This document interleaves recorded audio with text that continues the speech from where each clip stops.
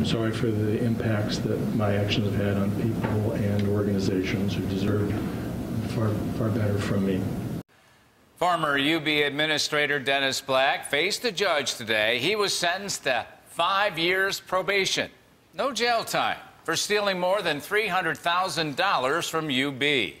Black pleaded guilty to grand larceny in September. News 4's Jen Shantz tells us what happened in court today. Jen? Well, Jackie, Black expressed remorse and regret for stealing around $320,000 from UB beginning in 2007. He's since paid all that money back. The DA's office was pushing for jail time in this case, and the judge said in court he believed Black did deserve a local jail sentence. But he didn't give it to him because it's not allowed under state law for grand larceny, which is a Class C nonviolent felony. The only incarceration option would have been 3 years in state prison. The judge opted for probation. Black's crimes ended his 40-year career at the school, where he served as the vice president of University Life Services.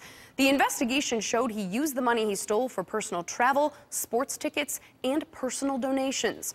Retired state Supreme Court Justice Penny Wolfgang, who is not involved in this case, says the incarceration options in New York for grand larceny are a little unusual, noting no option of a local sentence. In this case, she said many things likely played a factor in Black's sentencing, including his status in the community.